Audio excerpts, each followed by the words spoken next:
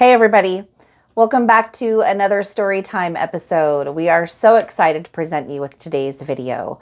Brent has worked very hard to put this together for you, and hopefully it's something that you guys will find interesting, and that the moral and the values that are presented in the story will be something that you can, take and use in your everyday life.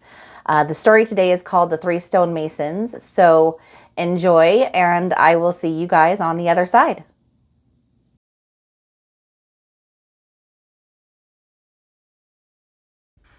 There once was a traveler who came upon a building site that seemed to stretch as far as the eye could see. Near the road, a number of stonemasons were hammering away, so he stopped at the first one and asked, "What are you doing?" The first stonemason didn't even look up. He snarled at the traveler to move on because he had too much damn work to do, and it was too damn hot to be answering damn fool questions from damn fool strangers. The traveler moved down the road a bit and came to another stonemason. Again he asked, "What are you doing?" The second stonemason stretched his back and wiped the sweat from his brow. "Well," he sighed, "I'll tell you. I'm a stonemason. Basically, all I do is smooth the sides of the big blocks of stone so they can be used for building. It's hard work and not very creative. And sometimes I think I would have liked to have been a sculptor, but that takes years of training, and my father couldn't afford that much schooling for me. And I can't be pining away after that sort of thing now. I've got a wife and kids to keep. I'm just grateful there's paying work here, not too far from home. As you can see, this is a big job that will keep us all employed for a long time." And after that, he picked up his mallet and chisel and returned to his work. The traveler thanked him and moved on down the road again. This time he came to a stonemason who was not just hammering away at a block of stone, but also whistling as he worked.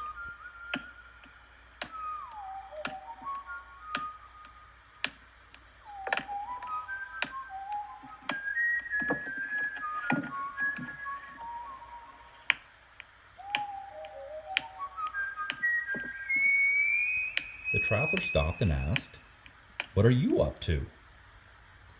The third stonemason didn't answer at once. He put his tools down and ran his hand over the block in a way that seemed almost a caress. Then he looked up at the traveler with a smile that was so pure and filled with joy that the traveler could only call it glorious. Then he jumped to his feet and beckoned eagerly to the traveler. "Come, I'll show you." He led the traveler through a maze of stone blocks, wood beams, and tools of all sorts. Everywhere there was a chink on metal stone, the rasp and clunk of metal on wood, and the scrape and thump of moving earth. Over it all rang the murmurs and shouts of dozens and dozens of workmen. Finally, the stonemason stopped and, smiling broadly, gestured in a grand fashion at what, for all the traveler could see, was nothing but a gigantic hole in the ground. Puzzled, the traveler said, "What?" The stonemason said, "It's what I'm doing." "But what is it that you're doing?" asked the traveler. "Why, can't you see? I'm building a beautiful cathedral that will be here for 200 years and help the lives of thousands of people long after I'm gone."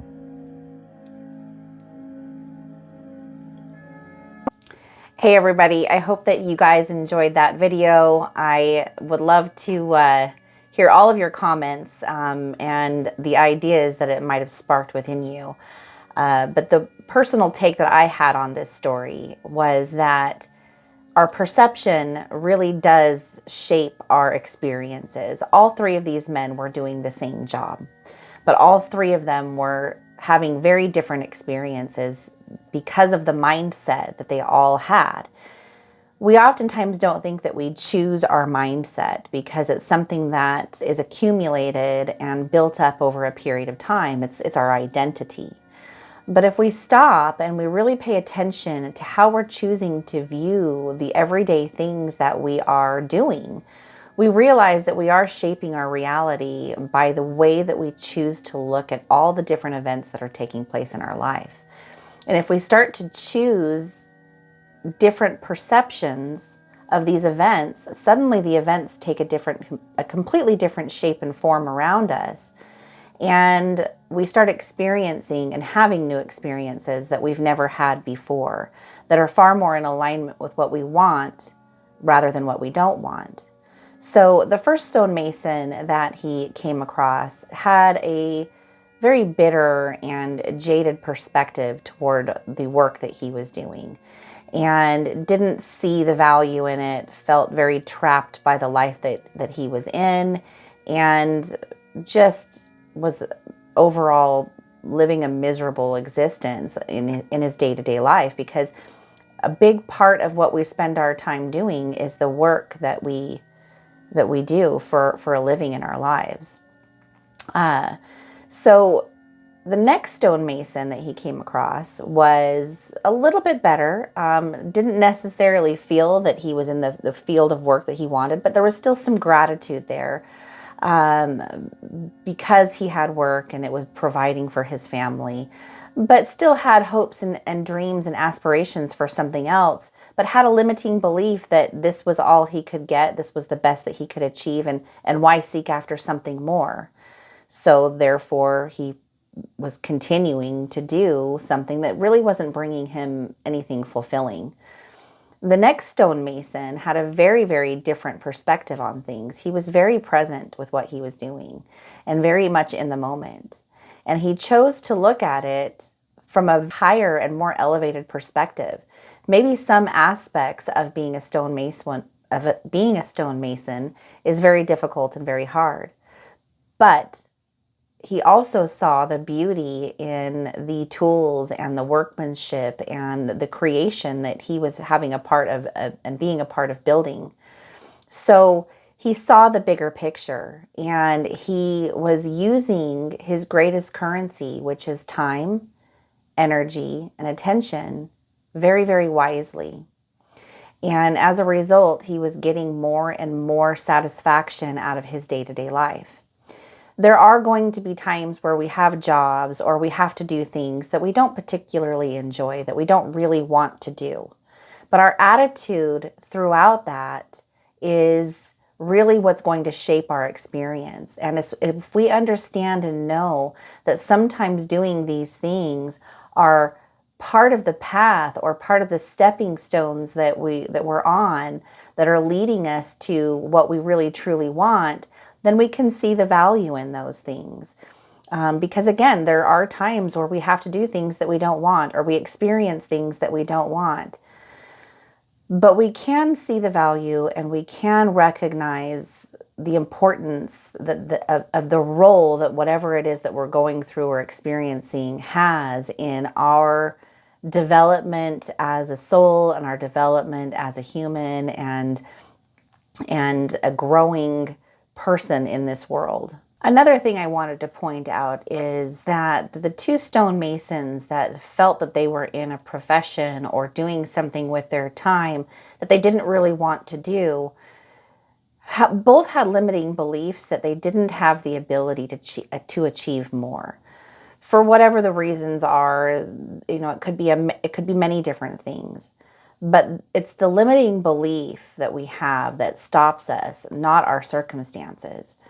We can always achieve the greatness that we aspire to if we continue to keep pushing through and stay focused on the bullseye. Hone in on whatever it is that you want to do, and understand and recognize that there are going to be parts of getting there that are not fun and are not pleasurable, but they're part of the process, and they actually play an important and pivotal role in your success. Sometimes the things that we stumble over are the things that make us stronger, or the things that make us wiser and more able to achieve hitting our target sooner. So these things can be brought to us where our mind says, well, why is this happening? But on a higher and more spiritual level, it's exactly what we need to experience in order to get us where we need to be successful. So try to keep these things in mind in your day-to-day life. Really pay attention, be present in the moment. Whatever it is that you're doing, try to find the parts of it that are beneficial, even if it's something that's not your favorite thing to do or something that you're just not really in the mood for. Try to go into it with an open mind and be present and notice when the mind comes in with negative thought patterns and limiting belief systems. That way, when you shine your light of awareness on those things, that's when it gives you the ability to be able to change, step out into the unknown, and achieve your goals. Sometimes in order to know what we want, we first have to know what we don't want. And so there's value in every experience that we have. It's really up to us to see it and to take advantage of all of those opportunities. Thanks so much for being here with us on Story Time today. We really do appreciate it. Please like and subscribe. We are a new channel, and your likes and your subscriptions really go a long way.